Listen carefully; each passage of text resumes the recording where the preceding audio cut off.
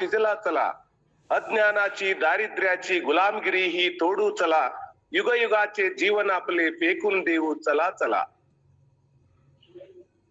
Okay, Saraswati ಮಾತೆಯ ಮಂದಿರಕ್ಕೆ ಹೋಗೋಣ ಬನ್ನಿ ಎಲ್ಲರೂ, ವಿದ್ಯೆಯನ್ನ ಪಡಿಲಿಕ್ಕೆ ನಾವೆಲ್ಲರೂ ಮುಂದಾಗೋಣ ಬನ್ನಿ ಅಂತ ಹೇಳ್ತಾರೆ. ವಿದ್ಯಾದೇವಿ ವರ್ಷಗಳಿಂದ ದರಿದ್ರ ಹೇಳಿ ಸರ್. ಮಠಪತಿ ಸರ್ ಎರಡೆರಡು ಲೈನ್ ಮಾಡ್ರಿ. Okay sir. ವಿದ್ಯಾದೇವಿ ಪ್ರಸನ್ನ ಕರುಣಿ ವರ ಮಾಗು ತಿಜಲಾ ಚಲಾ. ವಿದ್ಯಾದೇವಿ ಹತ್ರ ಹೋಗಿ ಸರಸ್ವತಿ ಮಾತೆ ಹತ್ರ ನಾವೆಲ್ಲರೂ ವರವನ್ನ ಕೇಳೋಣ ಅಂತ ಹೇಳ್ತಾ ಇದ್ದಾರೆ.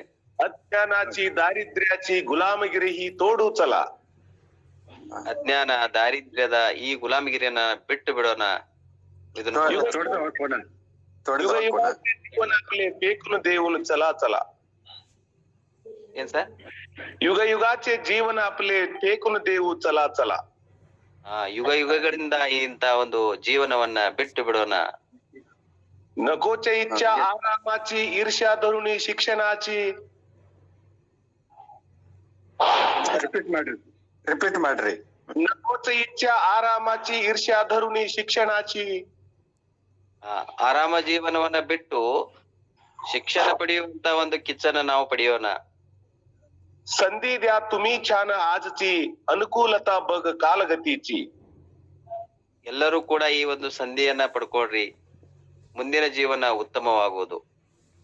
ನ ಕುರುಕುರತಾ ನ ಅಳಸ್ತಾ ಶಾಳೆತ್ ಜಾವು ಸಿಕುಚಲಾ.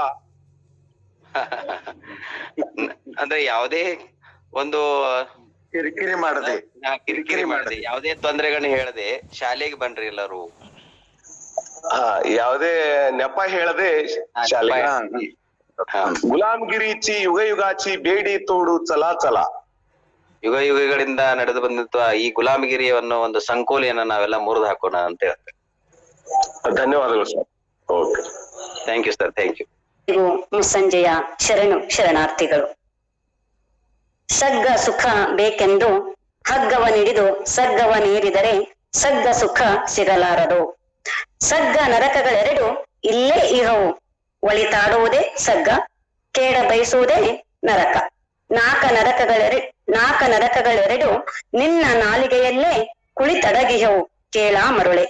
ಕವಿಯ ನಿಜ ನುಡಿಯನ್ನು ಸ್ಮರಿಸುತ್ತಾ ಬಸವಾದಿ ಶರಣರನ್ನ ಎನ್ನ ಮನಮಂದಿರದಲ್ಲಿ ಪೂಜಿಸುತ್ತಾ ಶಿವಾನುಭವ ಗೋಷ್ಠಿ, ಪರಿಸರಾನುಭವ ಗೋಷ್ಠಿ, ಸಾಹಿತ್ಯ ಮತ್ತು ಸಾಂಸ್ಕೃತಿಕ ಜಗುಲಿ ಕೇಂದ್ರ ಮಡಿಕೇಶ್ವರ ಗೋಷ್ಠಿಯ ದಿವ್ಯ ಸಾನ್ನಿಧ್ಯವನ್ನ ಅನುಪಸ್ಥಿತಿಯಲ್ಲಿಯೂ, ಅಂದ್ರೆ ಇಲ್ಲಿ ಒಂದು ಕ್ಷಣ ನನಗೆ ರಾಮಾಯಣ ನೆನಪಾಗ್ತದೆ. ರಾಮನಿರದಿದ್ದರೂ ತಮ್ಮನಾದ ಭರತ ರಾಮನ ಪಾದುಕೆಗಳೊಂದಿಗೆ ರಾಜ್ಯಭಾರ ಮಾಡಿದರೂ ರಾಜ್ಯದಲ್ಲಿ ಸುಖ ಕ್ಷೇಮ ಸಂಪತ್ತು ಆಗರವಾಗಿತ್ತು. ಅದು ಹೇಗೋ ಹಾಗೆ ನಮ್ಮ ಪರಮ ಪೂಜ್ಯ ಶ್ರೀಮನ್ ನಿರಂಜನ ಪ್ರಣವ ಸ್ವರೂಪಿ ಹಸಿರಿನ ಹರಿಕಾರ ಡಾಕ್ಟರ್ ಶಿವಕುಮಾರ ಮಹಾಸ್ವಾಮಿಗಳು ದೈಹಿಕವಾಗಿ ಇಲ್ಲಿ ಭಾಗಿಯಾಗದಿದ್ದರೂ ಪರವಾಗಿಲ್ಲ, ಅವರ ಆಶೀರ್ವಾದ ನಮ್ಮ ಜೊತೆಗಿದೆ. ಇದು 100% ಸತ್ಯ. ಅವರನ್ನು ಈ ಸಂದರ್ಭದಲ್ಲಿ ನೆನಪಿಸಿಕೊಂಡು ಭಕ್ತಿಪೂರ್ವಕ ನಮನ ಸಲ್ಲಿಸುತ್ತಾ ವಂದನೆಗಳನ್ನ ಕೋರುತ್ತೇನೆ. ಅಂತೆಯೇ ಪ್ರಾರ್ಥನೆಯಿಂದ ಏನು ಪಡೆಯುತ್ತೇವೆಯೋ ಎನ್ನುವುದಕ್ಕಿಂತ ಒತ್ತಡ, ಅಭದ್ರತೆ, ಅಸೂಯೆಗಳನ್ನ ಕಳೆದುಕೊಳ್ಳುತ್ತೇವೆ. ಹಾಗೂ ಆ ಒಂದು ಈ ಒಂದು ಕಾರ್ಯವನ್ನ ಯಶಸ್ವಿಗೊಳ್ಳುತ್ತದೆ. ಅಂತೆಯೇ ಇಂದಿನ ಉಪನ್ಯಾಸ ಗೋಷ್ಠಿಯ ಯಶಸ್ವಿಗಾಗಿ